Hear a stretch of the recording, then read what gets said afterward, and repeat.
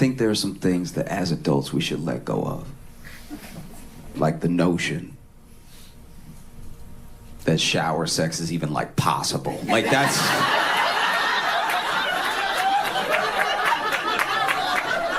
What are we doing? Who are we trying to impress? It's us. We know what we're capable of. And we know exactly how slippery a tub is. Trying to have shower sex is right up there with trying to have sex on tightrope. You just over here.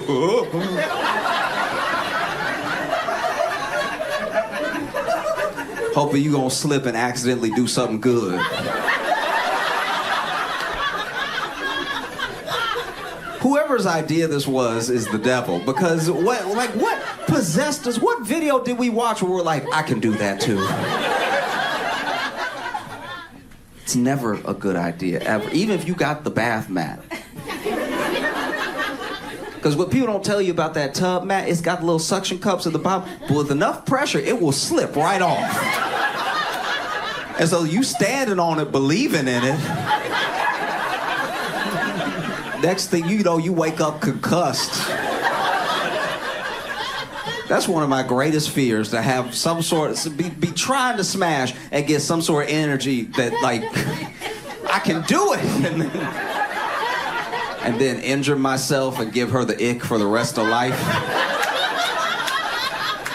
I think if you fall during shower sex, the other person gets an automatic divorce if they want one, because it's already not sexy in the shower. You think you're gonna fall sexy too? It won't happen. One foot gonna go this way, the other foot gonna go that way. You gonna grab the towel rack. Fighting for your life right now. Naked, fighting for your life. Over here swinging legs. I've slipped in the shower by myself and I've screamed every time. Imagine now, we in the shower together. I'm trying to lay down some pipe, all right? And then behind you, you hear, whoa!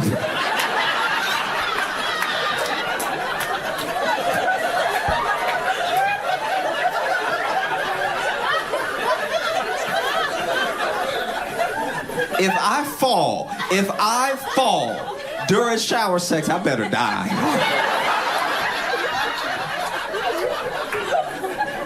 Because the last thing I need is to try to pick myself up with a black eye from hitting my face just right. Going like, you want to try again? Over here concussed. There's just certain things we gotta stop. We gotta let go of. You know? We'd be happier for it. Because everybody want to tell you about, come back from the honeymoon and give you all the tea, all the sexcapades, young, newlyweds, still spry, still got good knees, good hips. Because we don't talk about the small muscles. Okay, I once tore my right glute trying to get out of the shower. You ever lost your right ass before? It changed everything. I had to sit on a donut. Do you know what it's like to be in your early 20s sitting on a donut? People look at you like something really wrong. People look at you like you barely hanging on. It's devastating. And it was just off of a random movement, I was getting out of the shower and just a little like, whoop, you know what I mean? And at first I didn't think anything of it. Got out of the shower, dried off and everything. And then I went to sit down on the bed. I was like, uh-oh. Like I genuinely could not been past here. Every night when I went to bed, I just had to fall into bed. Couldn't even get comfortable. I had to get my roommate to lift the covers and let me fall. And then he would cover me up. And I would just be like that until he came and got me.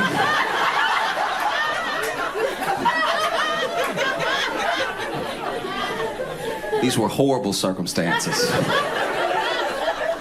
There was one day, we used to get up around the same time to go to work, and then one day he overslept. I had to scream. I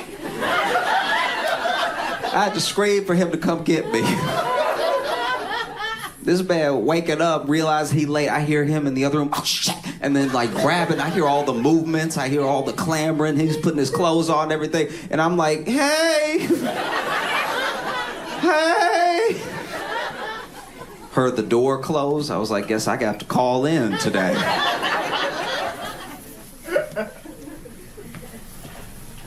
Don't sleep on the small muscles. Okay, take good care of yourself. You know? Don't let somebody pressure you into shower sex you know you're not capable of.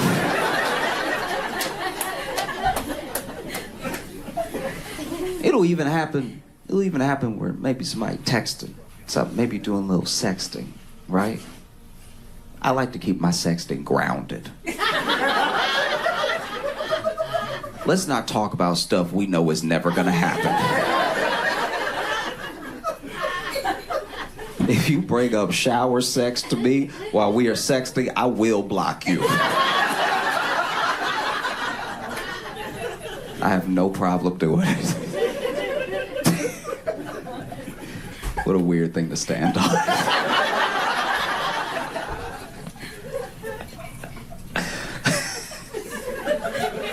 No, she cute, but she brought up tubs. I couldn't do it. Couldn't do it. She had to go. I had to kick her to the curb, all right? Anything to do with porcelain, that's too freaky for me. I don't like that. I don't know how you were raised, but I'm a Christian.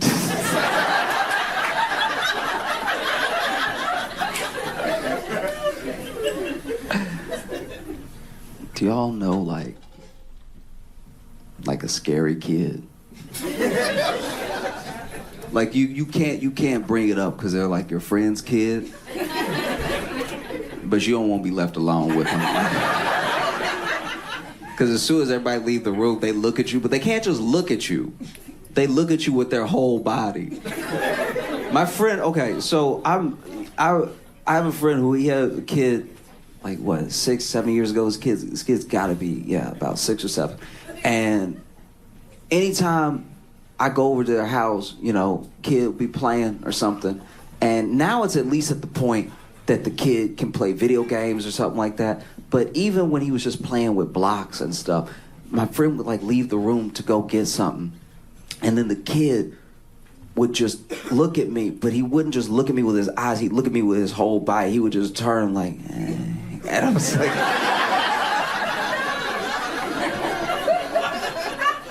And this is what scared me about that, right? Okay, so when I was alone with the kid and he'd be playing with the blocks, he'd be sitting, flipping the blocks and everything and knocking them over, building them up, knocking them over, being all cute at everything. And then my friend would leave the room and he wouldn't just turn, on his little butt or something to look at me. He would stand up and turn. But then when his parents came back in, he'd sit back down like he didn't know how to stand. And that was... very freaky, because I would tell them, I'm like, hey, is he standing up and running around and stuff? And they're like, not yet.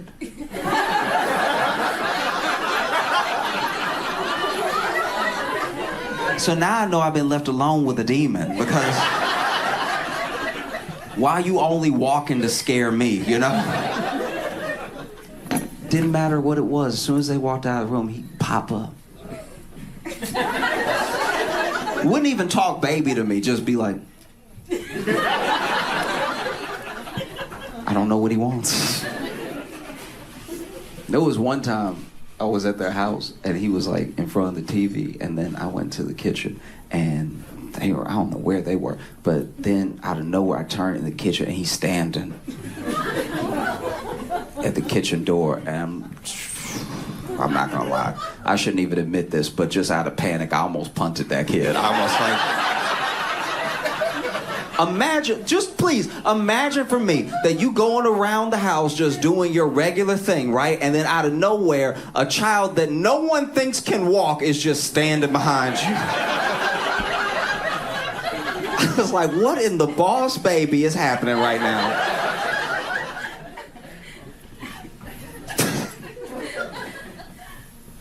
I'm very excited to see Dune 2. Because I think it's going to be a phenomenal movie. A lot of people like Dune, and I haven't heard anyone who saw Dune 2 have a bad thing to say about it. And I know it's a good movie because it's a good story. And I know it's a good story because growing up, it was the only time that I ever saw a dumb kid with a thick book. Dune is very thick. And they were always a bookmark deep into that book. Deeper than you can get in the Bible. Like the Dune might have more pages now that I think about it. And they would always finish it. I'm like, this must be an incredible story, you know? As adults, I think that we see the world in an objective way. Because we're old enough now to have enough discernment to pull information in and decide how we feel about it, right? But I don't think that we see the world objectively, because I think by the time you're an adult, it's not that it's too late, but just too much has happened. You got too many biases, you have so much trauma, you have a lens you see the world through. That's why the only people who I think see the world the way it is are kids. Because they don't have all those filters, there's no like veil yet. That's why they take things so literally. You know, they'll be like, that's what you said, that must be what it is, right? Like when I was growing up, when I was learning to read, I was in class with a kid who misunderstood the meaning of sound it out, right? So instead of going ch, ch, ch, ch, ch, ch, ch, ch, chair, right? He would go, ooh!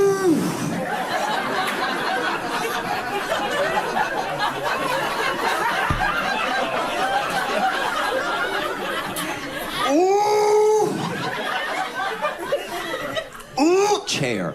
And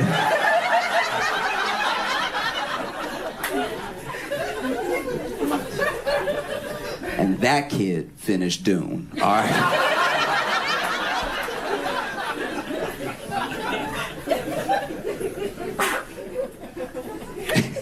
I can't even judge him though, because I did the same thing in a different way. You know, when I was little, I played t-ball for a little while, and when we were playing t-ball, you know, coach, parents, everybody would say, keep your eye on the ball. Keep your eye on the ball, right? And I took it literally. Keep your eye on the ball. Now, we didn't have a big league of kids, and so sometimes we had to play the same team a couple times in one year, right? And there was one kid that really shouldn't have been playing. I don't know how many times he had been held back, but this was an adult. This was... You know that thing they talk about people always trying to do in the World Series? They were doing it in my local t-ball league, okay? This kid looked like he had a full-time job, and he would come up to the plate, and he was so good. Like, on top of being big, he was good. And, you know, T be right here, the ball would be right here, and he always managed to, like, crack the ball, not just, like, over, not just up, but, like, up, like really, like truly under to pop it up into the air, right? And I remember one time he did it.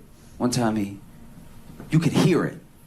Hear the pop off that metal bat and the ball flying into the air. And I was keeping my eye on the ball. And the ball looked like it was gonna go into space. It got hard to keep my eye on the ball for a second, because like the clouds are white, the ball is white, and the ball is in the clouds. And then it starts to come down a little bit. I'm like, oh, I see it, okay. And I keep my eye on the ball. And then it's getting closer.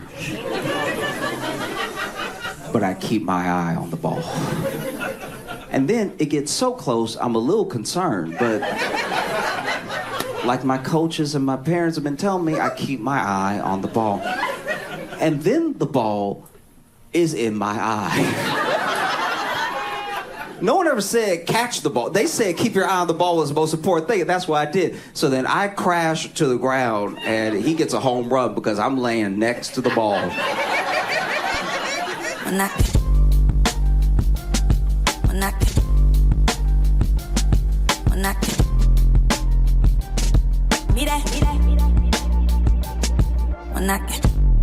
Put them hands together for Josh I've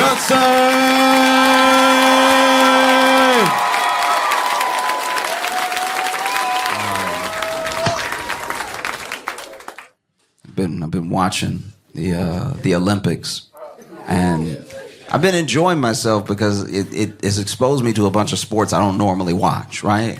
Like, I watched a lot of women's rugby, right? I had never, it just came on while I was, while I was sitting there, and then I was like, oh, I'll give it a shot. Now I don't really know the rules to rugby, right? All I know is if you get tackled, you're supposed to throw the ball like back when you pass it so then they can try to get further than you got and everything.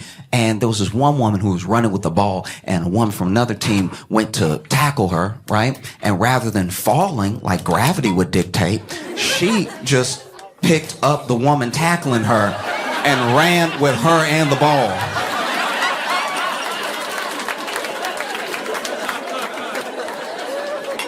And I was like, I don't know how to play. I don't know how to play. I don't know the rules, but is that legal? Can you do that?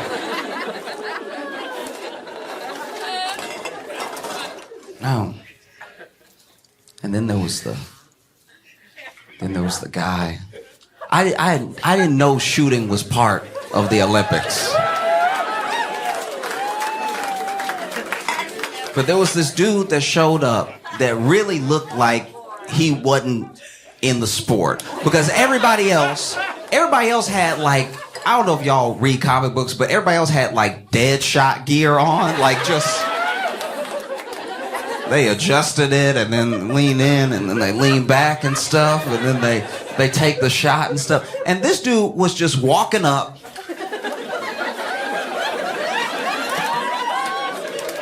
no expression. Boom, boom, silver medal.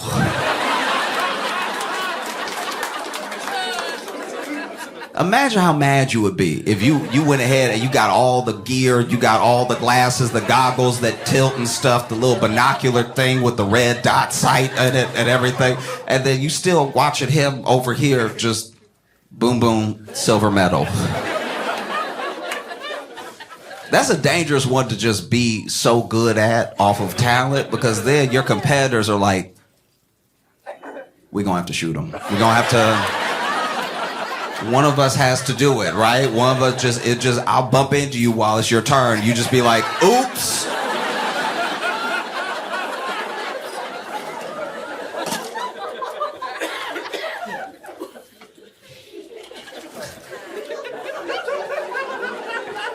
And then you had, you had Team USA in the men's basketball winning gold today. Just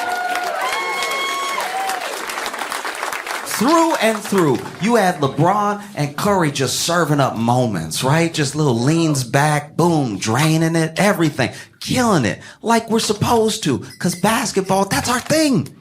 We should be killing them. In basketball, I don't even want the games to be close. It's exciting when they're close, because then you pull it out and then you're like, yeah, I was so annoying. I was a real, like, an American as a stereotype when Team USA men's basketball was playing. I was like, yeah, get up. Yeah, like I'm on the team. Like I'm one of the coaches. Just, get up. But because we did so well in the men's basketball, it makes it even more perplexing that we did so poorly in the men's 3-on-3 basketball.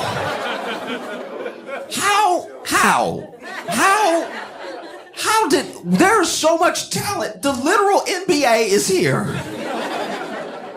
I understand everybody can't be on Team USA, and I don't know if it's a pride thing, like maybe you just don't want to be on the 3-on-3 if you're not in like the proper Team USA, but that's a shorter, that's half court. You just run back and forth. That's an easier path to a gold medal. And they just didn't want it. There's not an NBA player on the team, to my knowledge. It's just 3 dudes that I think are my age. Like, just, that shouldn't even be allowed. That's very frustrating to watch us play and struggle at basketball. I don't care if it's 3-on-3. I don't care if it's 1-on-1. We should be dominating. Do you know what it's like to sit there as an American and watch the men's 3-on-3 basketball team struggle against Latvia.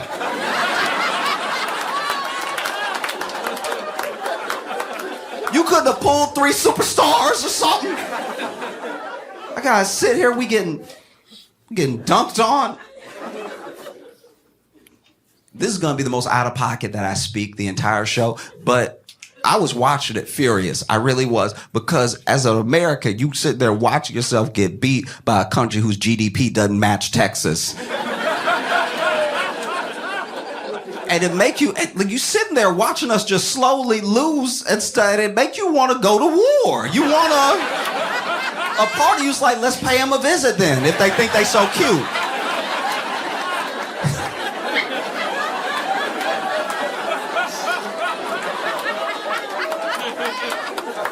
We've started wars for less. Come on.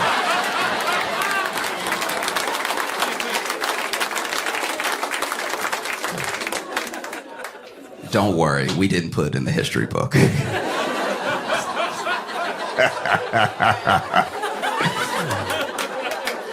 Oh, no, I'm just saying. Like, this is my thing. Even when a game is over, whether you're watching an NBA game, an NCAA game, or just, like some footage from a documentary where, they're doing some exhibition game or something. When you go up to a professional basketball player, you go up to these professional athletes, and you see these sports journalists run up to them with the mic. How do you feel like the game went? And they put the mic in their face, and then they're standing there sweating because they just got done playing the game, but they're like, we did some passing, and we did a little bit of shooting. We should have done more shooting than passing, but we did as much. They always sound like they're failing a pop quiz about basketball when they get asked the questions about the game they just had. You were there. Why are you umming?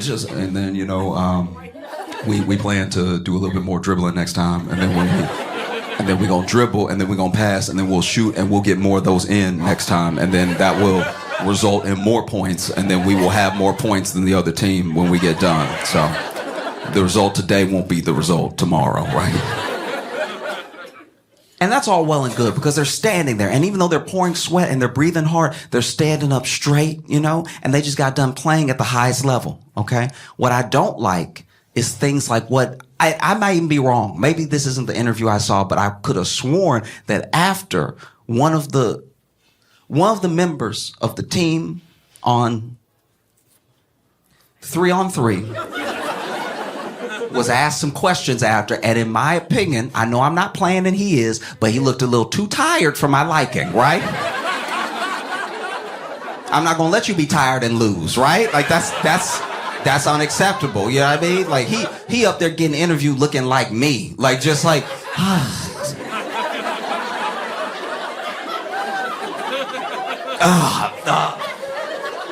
yeah, they were good.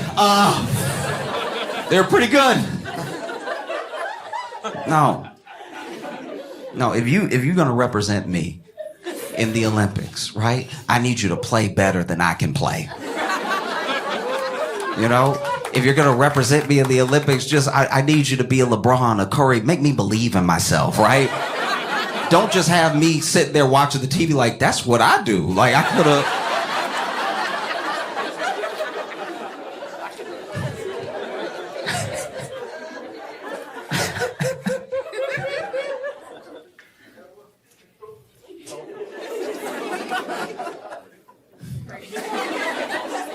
They had breakdancing for the first time ever.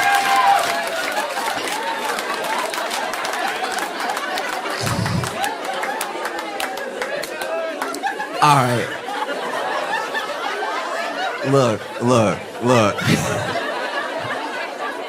So they had breakdancing as an Olympic event for the first time. Which, here's the thing. We do need to take a step back for a second and go back to the invention of breakdancing. Breakdancing is something that comes truly from like nothing.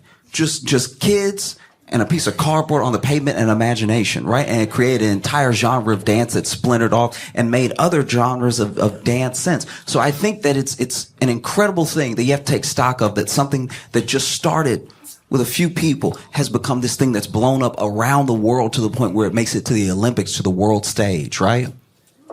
But I was watching, and I was like, maybe we need to keep some things a secret, right? Like maybe we don't have to tell everybody some of the stuff that we do, you know what I mean? Because I want to be clear here. There were plenty of very good breakdancers, all right? But a lot of them were overshadowed by people whose movement was questionable, all right? You know, because there were a couple people where you see them dancing and you're like, to call it a routine feels like you planned this, and I don't think you did. I think you're making it up as you go. I think that you woke up and you were like, oh, today? Like, I think that's the way you dancing right now. It's not the dance of someone who prepared. Like,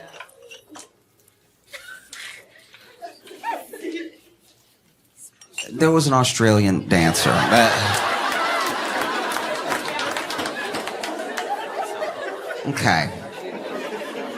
Okay, look.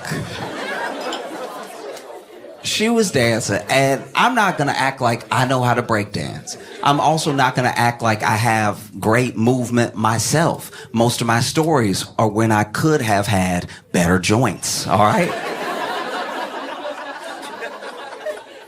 So I'm not trying to act like, ooh, I knew it or whatever, but I will say, as soon as I saw her, and she was dressed like she was from Squid Game, that's when I was like,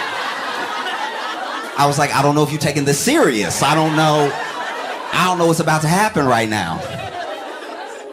And okay, so she starts dancing. So she started dancing, and they had interviewed her before the Olympics, right? Before she ever went to Paris. And I think they interviewed her after her performance. And I think both times she said that all of her moves she invented, right? Which I believe. I do believe that. I think that that's true. That's just a fact. And she's dancing, and like, when you're watching it, okay, there are some traditional moves that you see in breakdancing. A lot of them are like moves that lead to spins, right? So someone will just have their hand on the ground, but then they'll be going up with their leg, and it's all to build the momentum to twist and then to spin on their head or to spin on their hands or something. And she kept almost doing it. Like, there were plenty of times where she was like, I was like, she about to go, and then... Do you know what I mean? Like, she would stay on the ground in a way that wasn't satisfying, right? Because even in breakdancing, sometimes you just see straight up backflips, right? And there was a backflip she did, but she did stay on the ground the whole time. Like, it was a backflip, but like she maintained contact with the ground at all points.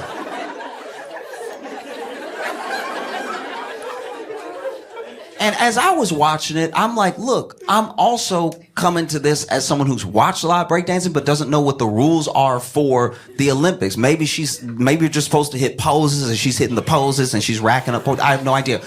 So I'm watching, and I'm watching for the judges. I'm watching for the crowd, right? And there was one dude that I like really zeroed in on. It was a black dude with some dreads. And he was doing the thing that as black people we do, right? When someone is doing their best, and when someone is like trying to participate, right? I don't care where you are.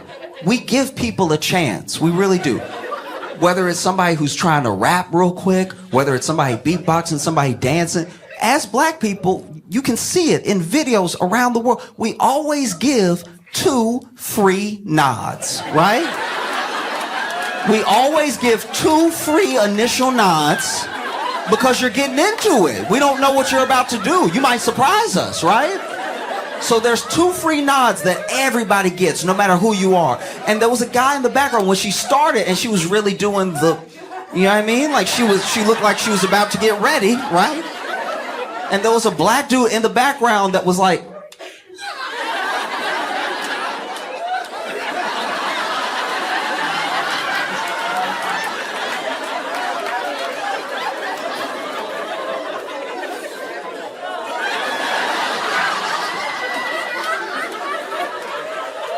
you know, because that third nod, you gotta be careful. That third nod is a cosign, right? Like that third nod means I love what I'm seeing, right? And he pulled out just before.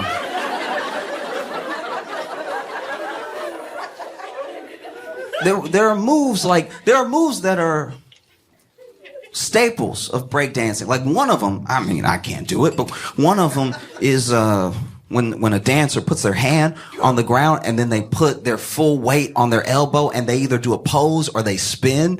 You see that a lot. You see that on any breakdancing that you watch on Instagram, TikTok, any of that. It's like a real staple move. And at one point she went to do it, right? But as far as like being on the elbow, she was like, I got something different for y'all. I'm gonna switch it up real quick, right? And so instead of posting up on her elbow, she just kind of laid on it, right?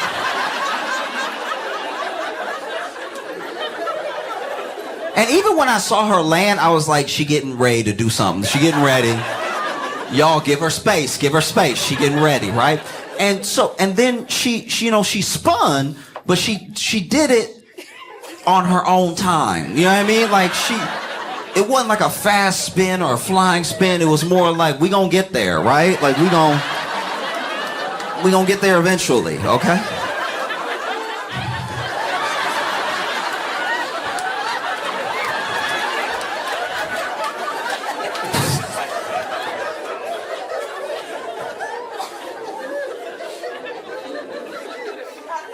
I was truly taken aback. I was like, what is happening, you know? Because as a country, you have to pick a representative, right? You can't just be like, hey, as far as I'll go. I'll take the flight. There was a competition, and you have to qualify to make it to the Olympics, which made me wonder,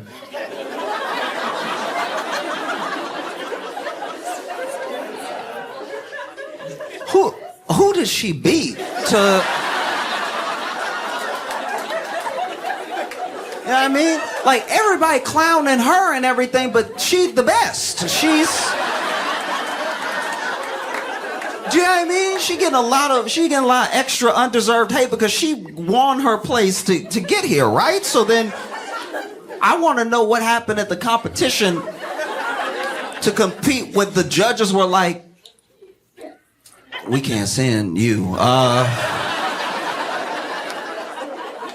It's all you.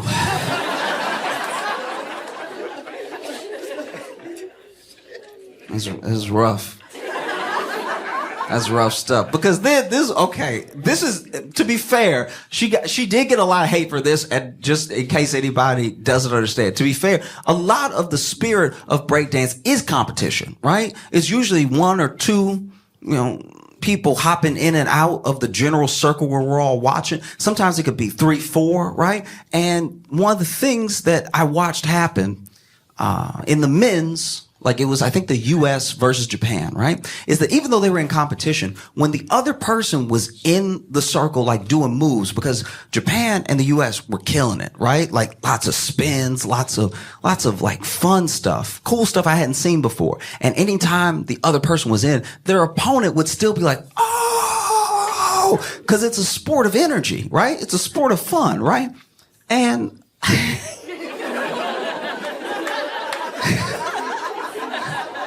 when she started, her opponent was kind of like, okay, all right, okay. Yeah, I get it. And after a while, her opponent just sort of started walking.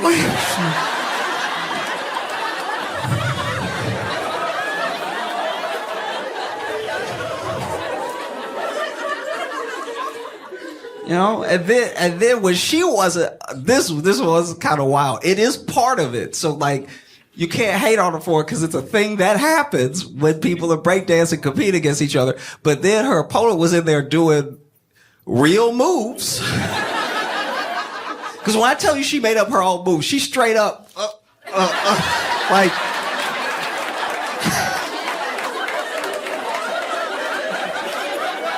I've never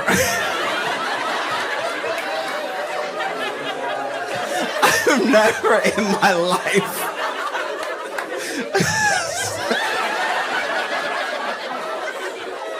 she did the opposite of a Michael Jackson. She did.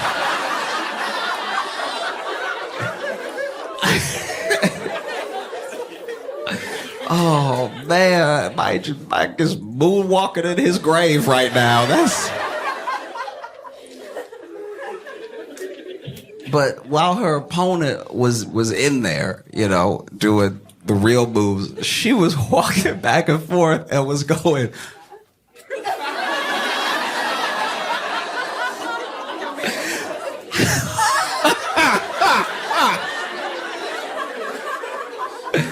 Oh God, okay, all right. And so she danced, and the judges awarded her 0 points, and I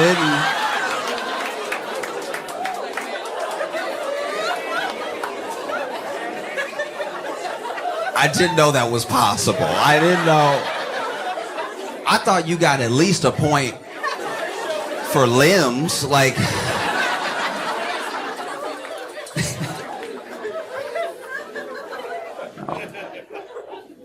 Also, oof. France has had some ups and downs, right? That poor pole vaulter.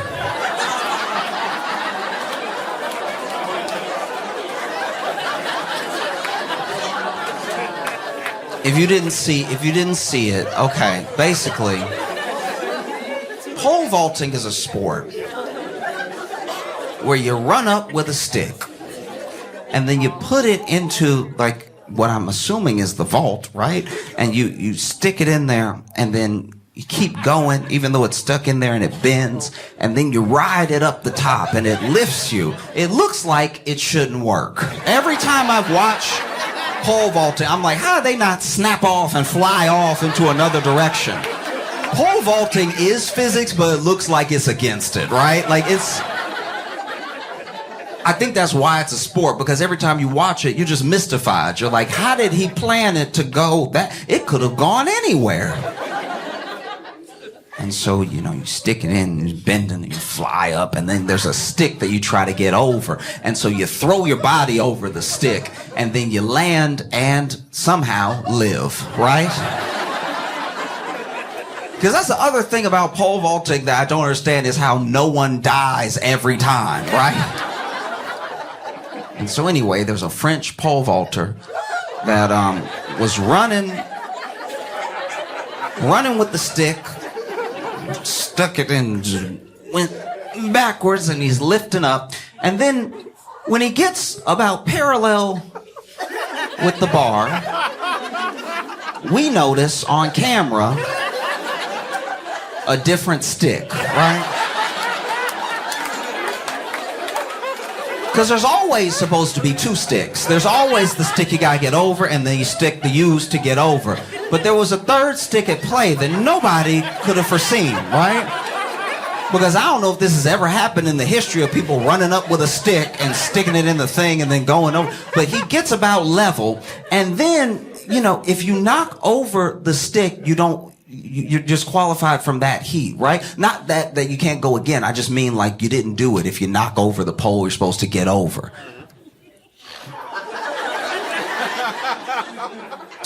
And he knocked it over. He knocked it over with his stick, his pole, his vault of sorts was what lifted that stick off. And then you see them, and they are connected. There were some people there were some people that were saying actually his knee is what knocked it over, and I'm like, maybe it goes to his knee, but I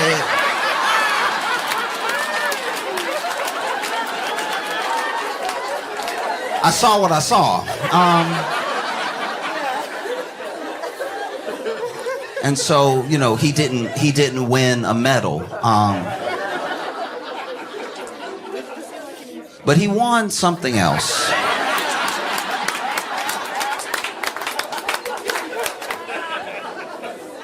Because we're all talking about it, and we're talking about it favorably. You know what I mean? Like, it's not even a knock on him as an athlete. I'm sure it's more impressive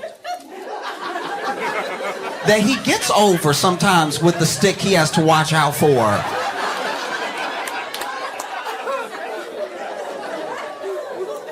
He did his best, and he did not come up short, all right? No. And I know he won the medal, but he got something even greater. He got everybody knowing that he had a big penis without him saying it. You know what I mean? Like, when you're a man and you have a big penis, it's something you got to keep secret that you just want to tell everybody. You know what I mean? You just want to let the people know, right? I'm surprised more men don't just go, oops.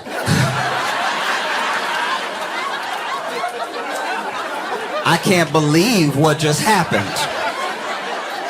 Oh no, I knocked over a glass of water. How did I do it?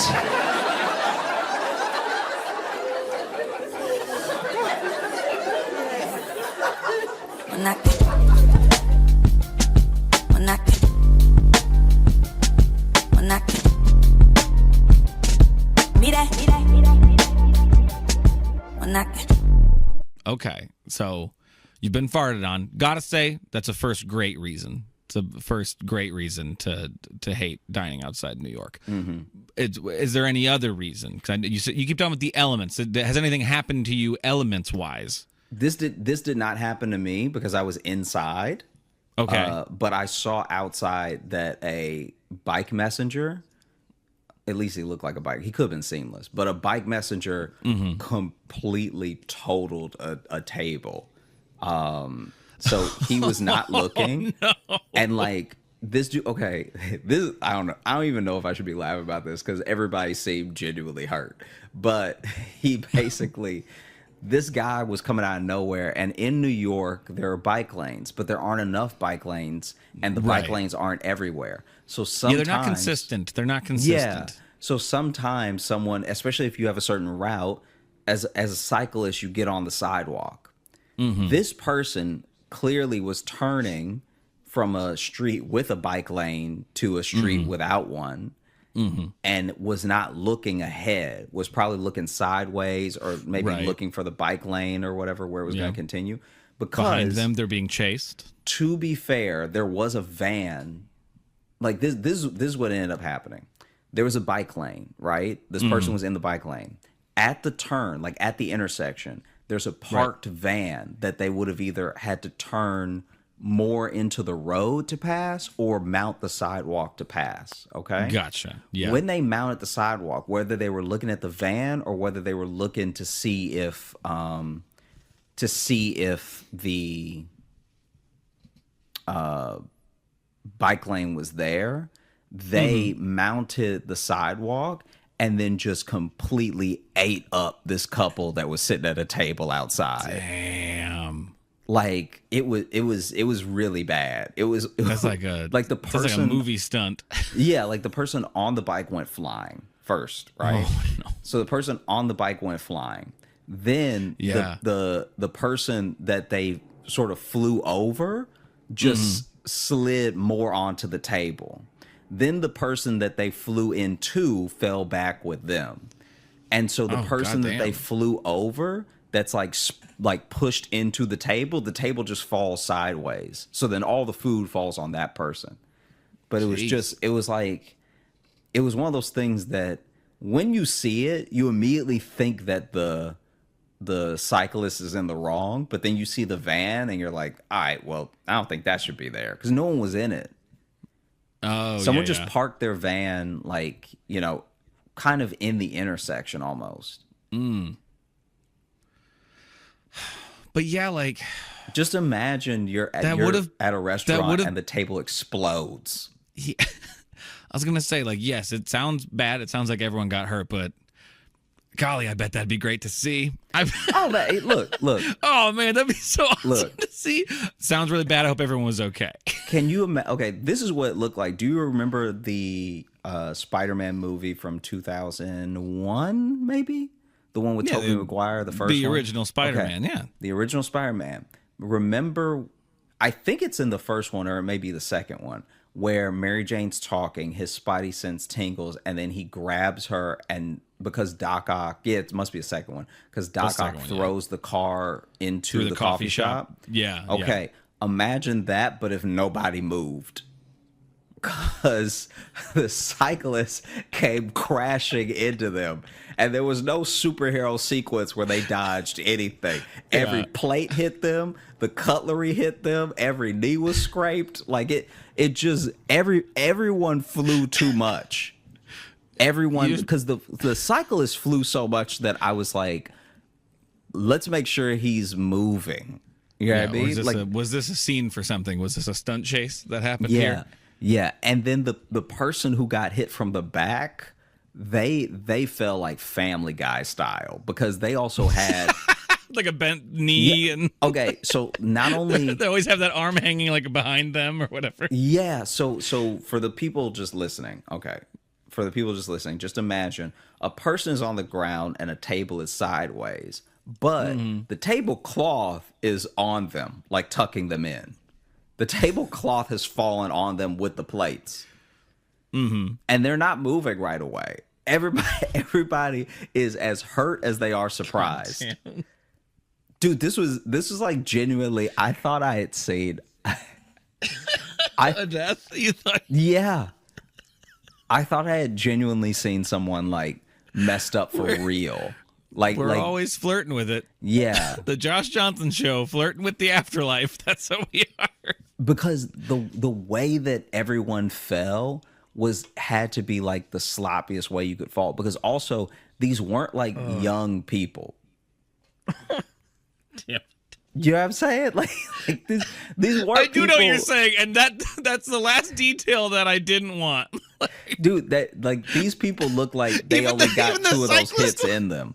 Even the cyclist was an elderly man. He wasn't that old, but he was like I he was know, but old it enough make that it- you don't want him to fall off his bike at all, right? he didn't look like Biden on a bike, but he looked close, you know? Yeah. And so then the fact that the force that everyone got hit with and the fact that everybody flew, you know what it did to me though, why it was so scary for me is actually because of a misconception that I had. So growing That up, bikes were made of knives. what? I said that bikes were made of knives. No. It's a misconception you had. I Jokes. have watched a lot of Law and Order SVU, right? And in one episode of Law and Order SVU, the way that they start the episode is this bike messenger who has been hired by a disgruntled parent who didn't get custody to kidnap his kid back, right? Tries to do that at the beginning of the episode. So the beginning of the episode is them in a park with a grandma and a kid, and then a guy grabs the kid and is trying to like run and get away, puts the kid on his bike. The kid's like, grandma. He's pedaling on the bike and he's got some speed and then just crashes into the grandma hard, right? Now, later on in that episode, they kill the grandma, okay? So later on in the episode, they're like, oh, Nana didn't make it, right? So then I was like, man, can a person be on a bike fast enough to kill you, you know? And so when I saw that, even though I know that they'd have to be going Usain Bolt kicking levels fast to kill you, I still had a flashback of when I was younger and that bike messenger hit that old woman and she died in the episode. So when I saw the like table explode, because also like food is hitting the window. So Right. like there's little like dips that have hit the window and you're not sure what's sauce and what's blood, you know? Cause you're like, did these people just explode? Cause I can't see everyone. I just love that you had like you had a flashback to a TV show. Yeah. Because Dude, I thought these you have- people could die. I thought that you have PTSD about SUV. Huh? Don't get mad. but you said the vehicle. Oh, I did say the vehicle. Yeah, Keep yeah, it. We'll go again. PTSD from SVU. I think it's because SUV sounded better rhyme. It does rhyme, yeah. I think that's why my brain did it. That's that why way. I almost didn't say anything. Yeah. PTSDVU. Jeez. But yeah, no, they like Miami. they got that was like hard to That watch. sounds- And in my head, I was like, man, this is why one of the reasons why dying out. And I've actually I don't know who I've told this story to. I think this is the first time I'm telling that story, and it's to you because I don't think I've ever told Wow. Sally about that. You were really traumatized by that episode of Law and Order SVU. Hey, thanks so much for watching. Please like and subscribe. It really supports the channel. Hit the bell notification because apparently it's the only way YouTube will tell you that something happened. And just tell a friend. That's the biggest thing you could do. Just tell one person in your life that you like, maybe you don't like, that this video happened to you. We release the podcast every Thursday on all the podcast apps, so you should find us there and subscribe on those and comment and leave reviews and whatever on all of them. And also, if you want bonus stuff, you can join our Patreon, patreon.com/Josh Johnson Show. We have bonus podcasts and videos and stuff there, and we'd love to see you.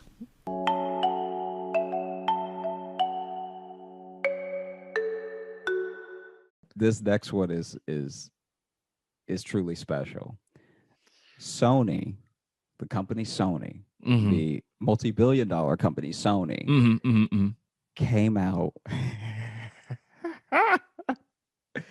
with a smart wig, and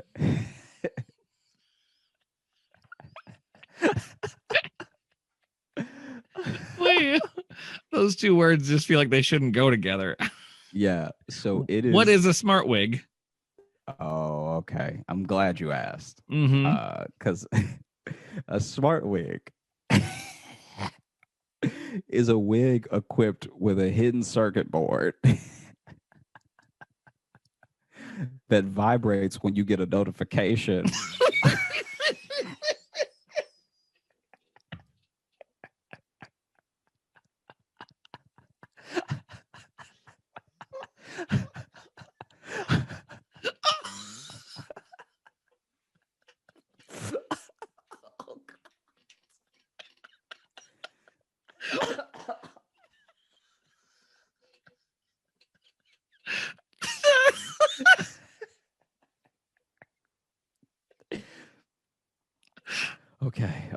Okay. Wait. Let me finish. Let me finish. Yeah. Don't stop. Don't make me laugh. Don't make me laugh. Okay. All right. So when you get a notification, your head will vibrate. Oh, wait. Stop making me laugh. Stop making me... So your head will vibrate when you get a notification on a separate device. So it's not like someone could text your wig, because that would be stupid.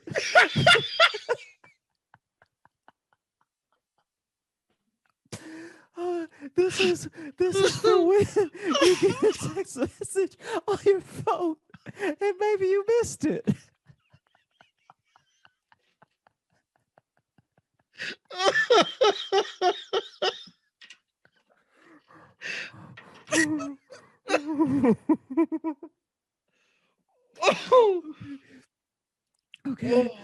So Your fucking head buzzes.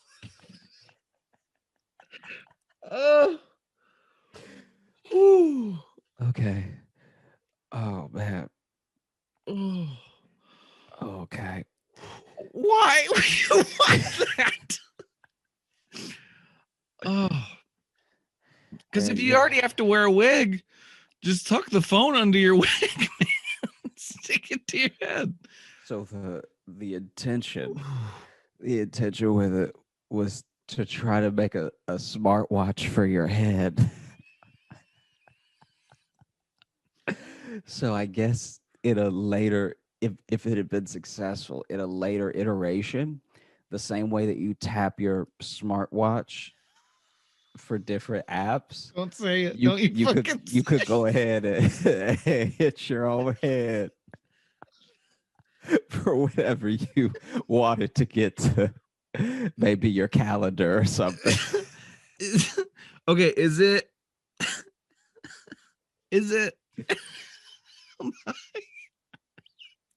I can't ask this question. Is it an actual wig like with hair? Or is it something you attach to the bottom of a wig? It looks like it's a whole wig.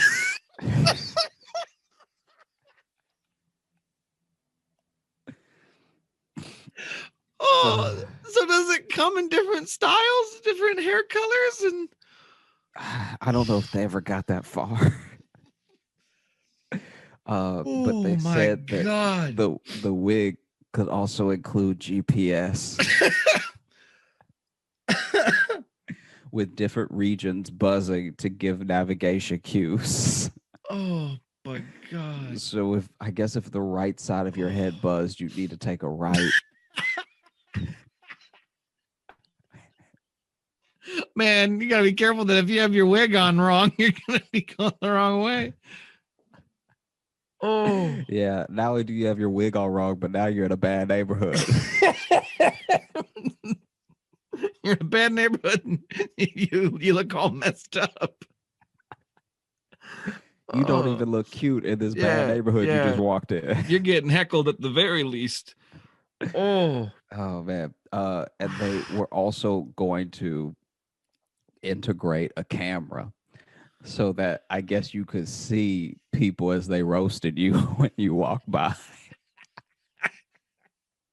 If you wanted to watch it later when you took your wig off, if your own eyes weren't enough. Oh.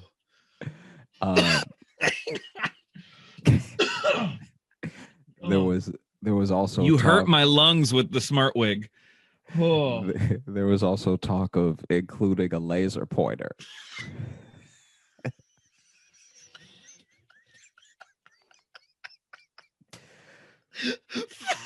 For what purpose?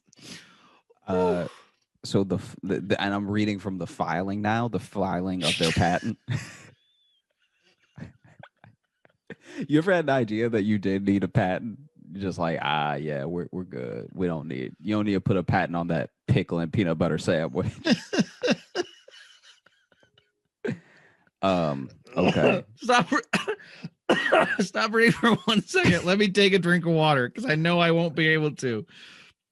Oh. All right. Oh my God. Okay. So in their filing, they claim that a wig is the perfect hiding place for delicate electronics.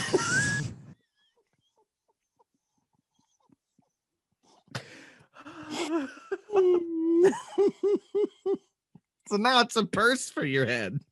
Yeah, it's a purse for your head. Oh.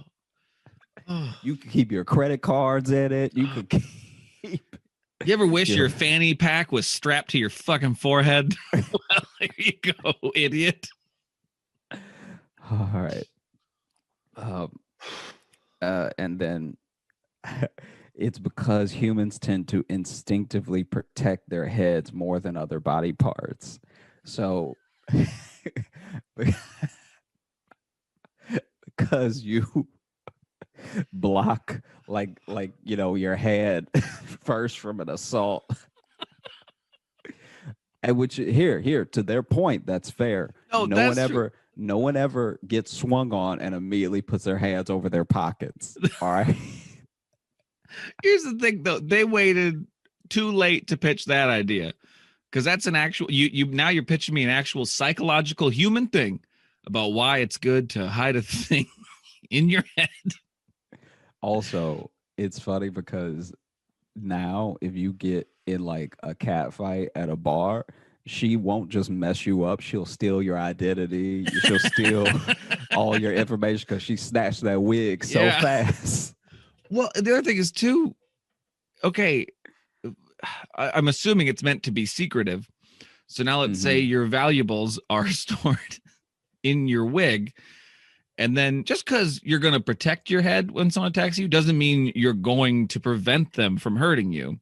So now they potentially actually hurt you. And now also your phone's broken Yeah.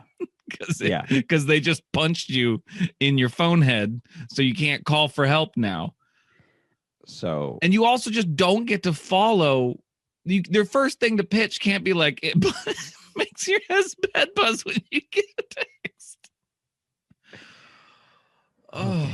okay. So wait. This oh God. Okay. I think this is the topper. So when they were utilizing it, I guess in beta, Yeah. I didn't even know this was an aspect of it. I didn't even know it could do this, but I guess they made an extension to the wig. So you could, at one point, you could give presentations and switch sides by touching your sideburns. Wait. What? Switch So, what? Switch sides with what? What are you talking about? so I think they hooked up the wig plus patent-made sideburns to a computer. Okay. And then anytime the presenter wanted to switch slides, they would just rub their sideburns to switch slides on the PowerPoint. Oh, okay. Honestly, I feel better now because at first,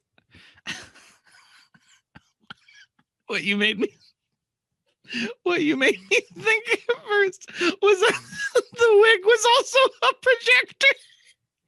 So you'd be in an office just beaming out the PowerPoint of your forehead, and then using your laser pointer to point at stats you want, and then tapping your. Oh, good. Oh. Oh. No, man. the real thing was about as dumb as that. No, it's still dumb. I was just relieved that it was just linking up to a computer. Still though. The remote sideburns. Because now it's also, if you want to use all this stuff, you got to have a specific look. You gotta have a specific head.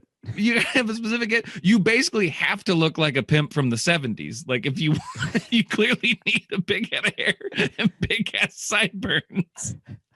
You gotta look like oh my Just god. imagine someone slapping their own head like update. Why won't you update? Yeah, and I'll email that you later. I'm locked out of my wig right now, so I can't get you. Yeah. I was sweating and caused a short circuit in my bangs. So And what happens if it rains? I think you get electrocuted.